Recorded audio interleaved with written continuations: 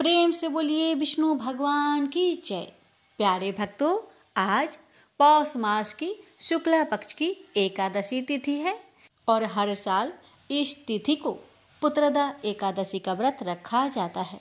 इस व्रत को करने और कथा सुनने से विष्णु भगवान की कृपा से भक्तों की सभी मनोकामना पूरी हो जाती है।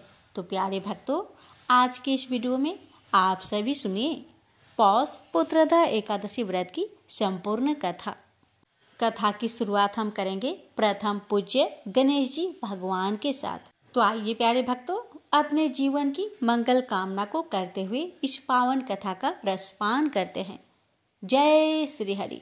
प्रेम से बोलिए गणेश भगवान की जय। कथा। एक बुढ़िया माई थी, मिट्टी के गणेश जी की पूजा करती थी। रोज बनाए रोज गल जाए। एक सेठ का मकान बन रहा था।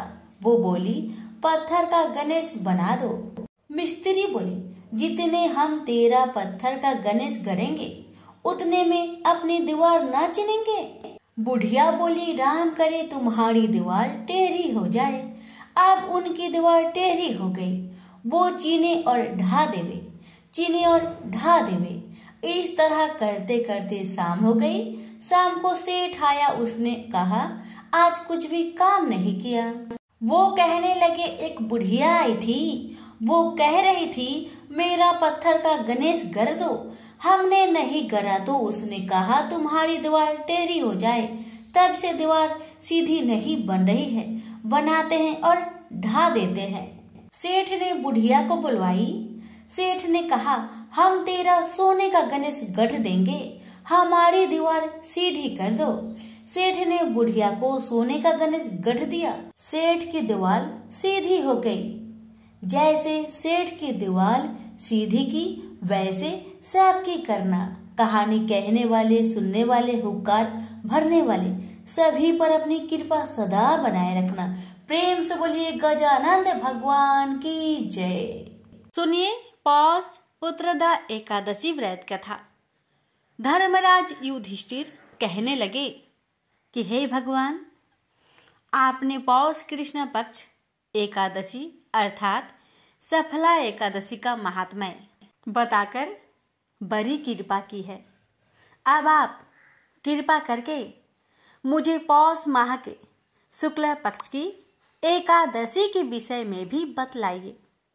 इस एकादशी का क्या नाम है तथा इसके व्रत का क्या विधान है, इसकी विधि क्या है, इसका व्रत करने से किस फल की प्राप्ति होती है और उसमें कौन से देवता का पूजन किया जाता है। कृपया यह सब विधान पूर्वक कहिए। भगवान श्री कृष्ण बोले, पौष माह के शुक्ला पक्ष में आने वाली इस एकादशी को पौष पुत्रदा एकादशी कहा जाता है। इसमें भी नारायण भगवान की पूजा की जाती है। विधि पूर्वक इस व्रत को करना चाहिए। इस चर और अचर संसार में पुत्रदा एकादशी के व्रत के समान दूसरा कोई व्रत नहीं है। इसके पुण्य से मनुष्य तपस्वी, विद्वान और लक्ष्मीवान होता है। इसकी मैं एक कथा कहता हूँ, सो तुम ध्यान पूर्वक सुनो। भद्रावती नामक नगर में सुकेतुमान नाम का एक राजा राज्य करता था।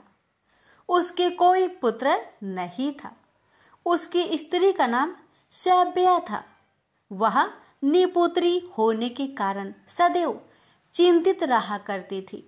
राजा के पितर भी रो रो कर पिंड लिया करते थे और सोचा करते थे कि इसके बाद हमको कौन पिंड देगा। राजा को भाई, बांधव, धन, हाथी, घोड़े, राज्य और मंत्री, इन सब में से किसी से भी संतुष्ट नहीं होता था। वह सदैव यही विचार करता था कि मेरे मरने के बाद मुझको कौन पिंडदान करेगा। बिना पुत्र के पितरों और देवताओं का ऋण में कैसे चुका सकूंगा। जिस घर में पुत्र न हो उस घर में सदैव अंधेरा ही रहता है। इसलिए पुत्र उत्पत्ति के लिए प्रयत्न करना चाहिए। जिस मनुष्य ने पुत्र का मुख देखा है वह धन्य है, उसको इस लोक में यश और परलोक में शांति मिलती है, अर्थात उनके दोनों लोक सुधर जाते हैं। पूर्व जन्म के कर्म से ही इस जन्म में पुत्र धन आदि प्राप्त होते हैं। राजा इसी प्रकार रात दिन चिंता में लगा रहता था। एक समय तो राजा ने अपने शरीर को त्याग देने का निश्चय किया, परंतु आत्मघात को महान पाप समझकर उसने ऐसा नहीं किया। एक दिन राजा ऐसा ही विचार करता हुआ अपने घोड़े पर चढ़कर वन को चल दिया तथा पंछियों और वृक्षों को देखने लगा। उसने देखा कि वन में मृग, बाघ, सुअर, सिंह, बंदर, सर्प आदि सब भ्रमण कर रहे हैं। हाथी अपने बच्चों और हथिनियों के बीच घूम रहा है। इस वन में कहीं तो गीदड़ अपने कर्कश स्वर में बोल रहे हैं, कहीं उल्लू ध्वनि कर रहे हैं। वन के दृश्यों को देखकर राजा सोच विचार में लग गया। इसी प्रकार आधा दिन बीत गया। वह सोचने लगा कि मैंने कई यज्ञ किए, ब्राह्मणों को स्वादिष्ट भोजन से तृप्त किया, फिर भी मुझको दुख प्राप्त हुआ, क्यों? राजा प्यास के मारे अत्यंत दुखी हो गया और पानी की तलाश में इधर उधर फिरने लगा। थोड़ी दूर पर राजा ने एक सरोवर देखा। उस सरोवर में कमल खिले थे तथा सारस, हंस, मगरमच्छ आदि विहार कर रहे थे। उस सरोवर के चारों तरफ मुनियों के आश्रम बने हुए थे। उसी समय राजा के दाहिने अंग फरकने लगे। राजा शुभ शकुन समझकर घोड़े से उतरकर मुनियों को दंडवत प्रणाम करके बैठ गया। राजा को देखकर मुनियों ने कहा, हे राजन, हम तुमसे अत्यंत प्रसन्न हैं। तुम्हारी क्या इच्छा है सो कहो। राजा ने पूछा, महाराज आप कौन हैं और किस लिए यहाँ आए हैं, कृपा करके बतलाइए। मुनि कहने लगे कि हे राजन, आज संतान देने वाली पुत्रदा एकादशी है। हम लोग विश्व देव हैं और इस सरोवर में स्नान करने के लिए आए हैं। यह सुनकर राजा कहने लगा कि महाराज मेरे भी कोई संतान नहीं है। यदि आप मुझ पर प्रसन्न हैं तो एक पुत्र का वरदान दीजिए। मुनि बोले, हे राजन, आज पुत्रदा एकादशी है, आप अवश्य ही इसका व्रत करें। भगवान की कृपा से अवश्य ही आपके घर में पुत्र होगा। मुनि के वचन को सुनकर राजा ने उसी दिन एकादशी का व्रत किया और द्वादशी को उसका पारण किया।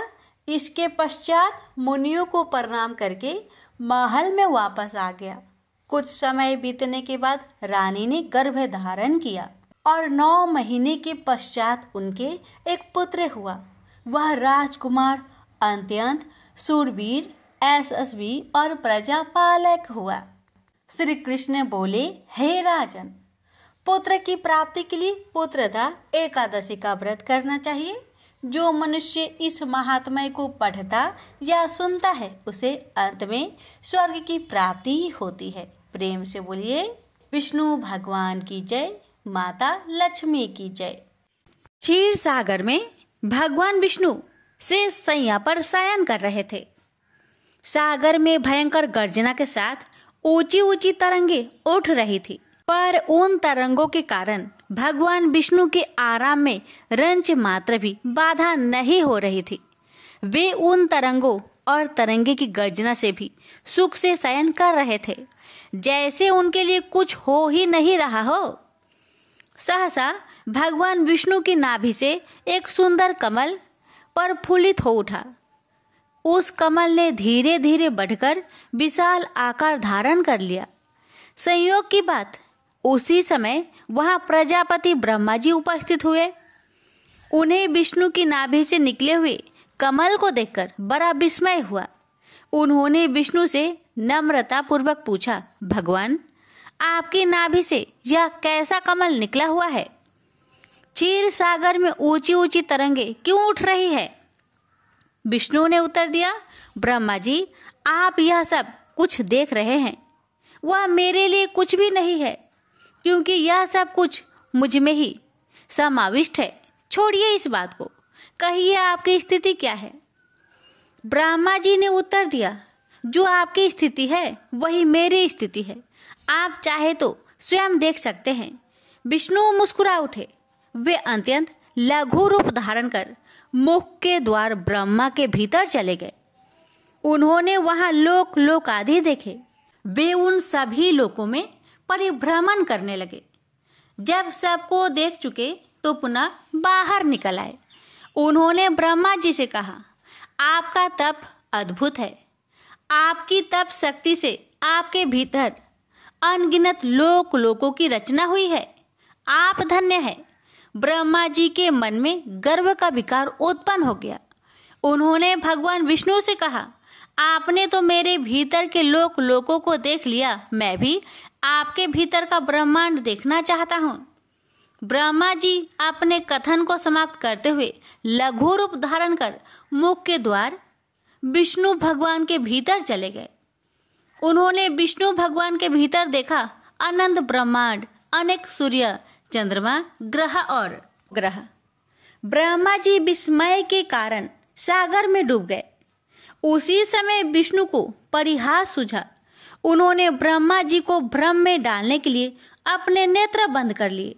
चारों ओर अंधकार ही अंधकार छा उठा। ब्रह्मा जी ब्रह्मांड में भटकने लगे। बहुत प्रयत्न करने पर भी उन्हें बाहर निकालने का मार्ग नहीं मिल रहा था। भ्रम में पड़े हुए ब्रह्मा जी विष्णु की नाभि के पास पहुंचे। वे नाभि से निकले हुए कमल के द्वारा बाहर निकल आए। ब्रह्मा जी बाहर निकलकर कमल के ऊपर बैठ गए। वे गर्भ में डूबकर सोचने लगे कि विष्णु मुझे भीतर बंद कर लेना चाहते थे, पर मैंने भी उन्हें कैसा बनाया।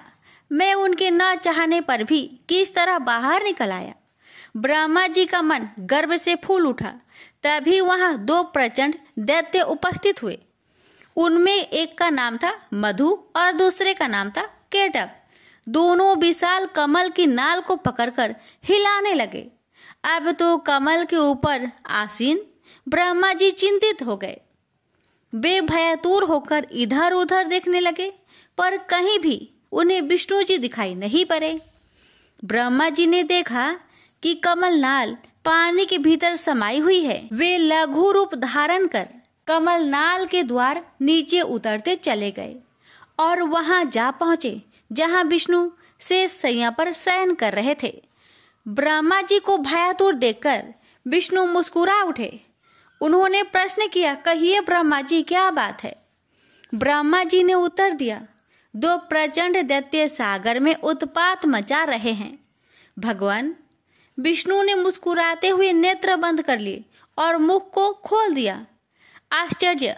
उनके मुख से एक तेजोमयी पुरुष प्रकट हुआ जो उन्हीं के समान था। ब्रह्मा जी चकित विस्मित दृष्टि से उस पुरुष की ओर देखने लगे। ब्रह्मा जी अभी देख ही रहे थे कि एक और पुरुष विष्णु के मुख से प्रकट हुआ जो उन्हीं की सदृश था। ब्रह्मा जी तीन तीन विष्णु देखकर विस्मय की तरंगों में डूब गए। विष्णु ने अपने नेत्र खोलकर कहा, ब्रह्मा जी, ये दोनों मेरे ही रूप है, विष्णु और जिष्णु। विष्णु ने विष्णु और जिष्णु को आदेश दिया कि वे ऊपर जाकर मधु और केटव से युद्ध करें। ब्रह्मा जी पुनः कमल के आसन पर जाकर बैठ गए। विष्णु और विष्णु भी ऊपर कमल के समीप जा पहुंचे। उन्होंने मधु और केटव दोनों को युद्ध के लिए ललकारा। मधु और केटव तो पहले से ही युद्ध के लिए उद्धत थे, पर वे अपने सामने दो दो विष्णु को देखकर विस्मित हो उठे। उन्हें समझ नहीं आ रहा था कि कौन विष्णु है और वे किसके साथ युद्ध करें। दोनों दैत्य कुछ दूरी पर चले गए और अदृश्य हो गए। ब्रह्मा जी ने सोचा कि दोनों दैत्य डरकर भाग गए होंगे, पर नहीं, वैसा नहीं हुआ। वे बड़े मायावी राक्षस थे। वो दोनों छिपकर योजना बना रहे थे। मधु और केटव ने अपनी शक्ति से विष्णु भगवान के रूप में अपने रूप को बदल लिया। दोनों विष्णु भगवान का रूप धारण करके ब्रह्मा जी के पास पहुंचे। ब्रह्मा जी तो अपने सामने चार चार विष्णु भगवान को देखकर चकरा गए। विष्णु रूपधारी मधु और केटव ने ब्रह्मा जी से कहा, देखो, हम तुम्हारे विष्णु से किसी प्रकार में कम नहीं है। मधु और केटव ने अपनी महत्ता प्रकट करने के लिए जल को स्थिर बना दिया। जल शीशे के समान कठोर हो गया था। जल में रहने वाले जीव जंतु छटपटाने लगे, बिलबिलाने लगे। विष्णु ने मधु केटव पर आक्रमण कर दिया। भयंकर युद्ध होने लगा। बहुत दिनों तक युद्ध चलता रहा। युद्ध का अंत नहीं होने को आ रहा था। कमल पर बैठे हुए ब्रह्मा जी घबरा रहे थे। ब्रह्मा जी की आकुलता को देखकर एक सुंदर स्त्री मोहिनी प्रकट हुई। उसके अंग अंग में सौंदर्य और मादकता टपक रही थी। मधु और केटव उसे देखते ही उस पर मोहित हो उठे और युद्ध करना भूल गए। विष्णु भगवान और जिष्णु ने अवसर पाकर मधु और केटव को मृत्यु की गोद में सुला दिया। दोनों की मृत्यु होते ही विष्णु और जिष्णु अदृश्य हो गए और मोहिनी भी अदृश्य हो गई। ब्रह्मा जी भय से मुक्त हो गए। वे विष्णु के समक्ष उपस्थित हुए। विष्णु ने मुस्कुराते हुए प्रश्न किया, कहिए, अब तो कोई संकट नहीं है ना? ब्रह्मा जी के मन का गर्व ध्वस्त हो चुका था। उन्होंने सिर झुकाकर उत्तर दिया, प्रभु, जिस पर आपकी कृपा हो उसके लिए संकट कैसा, पर भगवान की कृपा कैसे प्राप्त होती है? मन का अभिमान छोड़ने पर, सबको अपने समान समझने पर। प्रेम से बोलिए लक्ष्मी नारायण की जय। बहुत समय पहले की बात है। बनारस के गांव में एक बड़े धनवान सेठ रहते थे। वह विष्णु भगवान के परम भक्त थे और हमेशा सच बोला करते थे। एक बार जब भगवान सेठ की प्रशंसा कर रहे थे, तभी माँ लक्ष्मी ने कहा, स्वामी, आप इस सेठ की इतनी प्रशंसा क्यों क्या करते हैं? क्यों ना आज उसकी परीक्षा ली जाए और जाना जाए कि क्या वह सचमुच इसके लायक है या नहीं। भगवान बोले, ठीक है देवी, जैसी आपकी इच्छा। विष्णु भगवान ने लक्ष्मी जी से कहा कि अभी सेठ गहरी निद्रा में है, आप उसके सपने में जाए और उसकी परीक्षा ले लीजिए। अगले ही क्षण सेठ जी को सपना आया। सपने में धन की देवी लक्ष्मी उनके सामने आई और बोली, हे मनुष्य, मैं धन की देवी धात्री लक्ष्मी हूँ। सेठ जी को अपनी आंखों पर यकीन नहीं हुआ और वो बोले, हे माता, आपने साक्षात अपने दर्शन देकर मेरा जीवन धन्य कर दिया है। बताइए, मैं आपकी क्या सेवा कर सकता हूँ? माता ने कहा, कुछ नहीं, मैं तो बस इतना बताने आई हूँ कि मेरा स्वभाव चंचल है और बरसों से तुम्हारे भवन में निवास करते करते मैं ऊब चुकी हूँ और यहाँ से जा रही हूँ। सेठ जी बोले, मेरा आपसे निवेदन है कि आप यहीं रहे, किंतु अगर आपको यहाँ अच्छा नहीं लग रहा है तो मैं आपको भला कैसे रोक सकता हूँ। आप अपनी इच्छा अनुसार जहाँ चाहें वहाँ जा सकती हैं। इतना कहते ही माँ लक्ष्मी सेठ के घर से चली गई। थोड़ी देर बाद वे रूप को बदलकर पुनः सेठ के स्वप्न में यश के रूप में आई और बोली, सेठ, मुझे पहचान रहे हो? सेठ ने कहा, नहीं महोदय, आपको मैंने नहीं पहचाना। भेष रूपी लक्ष्मी माता ने कहा, मैं यश हूँ, मैं ही तेरी कीर्ति और प्रसिद्धि का कारण हूँ। लेकिन अब मैं तुम्हारे साथ रहना नहीं चाहता क्योंकि माँ लक्ष्मी यहाँ से चली गई है, अतः मेरा भी यहाँ कोई काम नहीं। सेठ ने कहा, ठीक है, यदि आप भी जाना चाहते हैं तो वही सही। सेठ जी अभी भी स्वप्न में ही थे और उन्होंने देखा कि वह दरिद्र हो गए हैं और धीरे धीरे उनके सारे रिश्तेदार व मित्र भी उनसे दूर हो गए हैं। यहाँ तक कि जो लोग उनका गुणगान किया करते थे वो भी आज उनकी बुराई कर रहे हैं। कुछ और समय बीतने पर माँ लक्ष्मी धर्म का रूप धारण करके पुनः सेठ के सपने में आई और बोली, मैं धर्म हूँ, माँ लक्ष्मी और यश के जाने के बाद भी इस दरिद्रता में तुम्हारा साथ नहीं दे सकता। मैं जा रहा हूँ। जैसा आपकी इच्छा, सेठ ने उत्तर दिया और धर्म भी वहां से चला गया।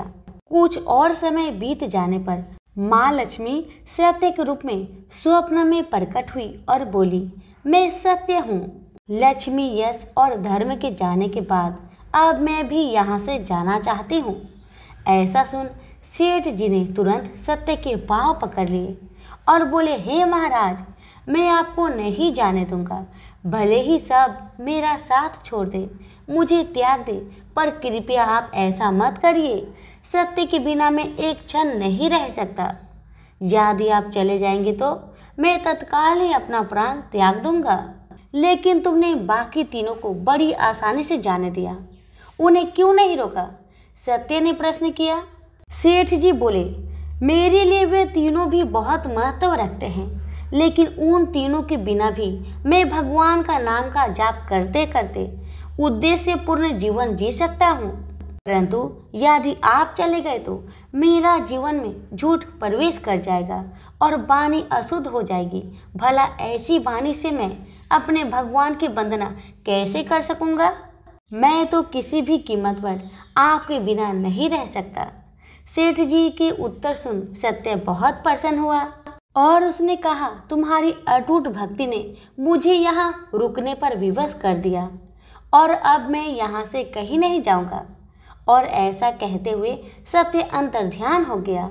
सेठ जी अभी भी निद्रा में थे। थोड़ी देर बाद स्वप्न में धर्म वापस आया और बोला, मैं अब तुम्हारे पास ही रहूंगा क्योंकि यहाँ सत्य का निवास है। सेठ जी ने प्रसन्नतापूर्वक धर्म का स्वागत किया। उसके तुरंत बाद यश भी लौट आया और बोला, जहाँ सत्य और धर्म है वहाँ यश स्वतः ही आ जाता है, इसलिए अब मैं भी तुम्हारे साथ ही रहूंगा। सेठ जी ने यश की भी आवभगत की और अंत में माँ लक्ष्मी आई। उन्हें देखते ही सेठ जी नतमस्तक होकर बोले, हे देवी, क्या आप भी पुनः मुझ पर कृपा करेंगे? अवश्य, जहाँ सत्य, धर्म और यश हो वहाँ मेरा वास निश्चित है, माँ लक्ष्मी ने उत्तर दिया। यह सुनते ही सेठ जी की नींद खुल गई। उन्हें यह सब स्वप्न लगा, पर वास्तविकता में वह एक कड़ी परीक्षा से उत्तीर्ण होकर निकले थे। मेरे प्यारे दोस्तों, हमें भी हमेशा याद रखना चाहिए कि जहाँ सत्य का निवास होता है वहाँ यश, धर्म और लक्ष्मी का निवास स्वतः ही हो जाता है। सत्य है तो सिद्धि, प्रसिद्धि और समृद्धि है। प्रेम से बोलिए लक्ष्मी नारायण की जय। लापसी तपसी की कथा। एक लापसी था, एक तपसी था। तपसी हमेशा भगवान की तपस्या में लीन रहता था। लापसी रोजाना सवा सेर की लापसी बनाकर भगवान का भोग लगाकर जीम लेता था। एक दिन दोनों लड़ने लगे। लापसी बोला, मैं रोज भगवान की तपस्या करता हूँ, इसलिए मैं बड़ा हूँ। लापसी बोला कि मैं रोज भगवान को सवा सेर लापसी का भोग लगाता हूँ, इसलिए मैं बड़ा हूँ। नारद जी वहाँ से गुजर रहे थे। दोनों को लड़ता देखकर उनसे पूछा कि क्यों तुम लड़ रहे हो? लापसी ने खुद को बड़ा होने का कारण बताया और तपसी ने अपना कारण बताया। नारद जी बोले, तुम्हारा फैसला मैं कर दूंगा। दूसरे दिन लापसी और तपसी नहाकर अपनी रोज की भक्ति करने आए तो नारद जी ने छुपकर 1.25 करोड़ की एक एक अंगूठी उन दोनों के आगे रख दी। तपसी की नजर जब अंगूठी पर पड़ी तो उसने चुपचाप अंगूठी उठाकर अपने नीचे दबा ली। लापसी की नजर अंगूठी पर पड़ी लेकिन उसने ध्यान नहीं दिया। भगवान को भोग लगाकर लापसी खाने लगा। नारद जी सामने आए तो दोनों ने पूछा कि कौन बड़ा? तो नारद जी ने तपसी को खड़ा होने को कहा। वो खड़ा हुआ तो उसके नीचे दबी अंगूठी दिखाई पड़ी। नारद जी ने तपसी से कहा, तपस्या करने के बाद भी तुम्हारी चोरी करने की आदत नहीं गई, इसलिए लापसी बड़ा है और तुम्हें तुम्हारी तपस्या का कोई भी फल नहीं मिलेगा। तपसी शर्मिंदा होकर माफी मांगने लगा। उसने नारद जी से पूछा, मुझे मेरी तपस्या का फल कैसे मिलेगा?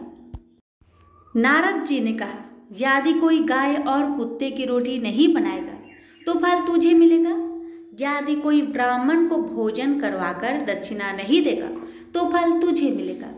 यदि कोई साड़ी के साथ ब्लाउज नहीं देगा तो फल तुझे मिलेगा। यदि कोई दिए से दिया जलाएगा तो फल तुझे मिलेगा। यदि कोई सारी कहानी सुने लेकिन तुम्हारी कहानी नहीं सुने तो फल तुझे मिलेगा। उसी दिन से हर व्रत कथा कहानी के साथ लापसी तापसी की कहानी भी सुनी और कही जाती है। प्रेम से बोलिए लक्ष्मी नारायण की जय।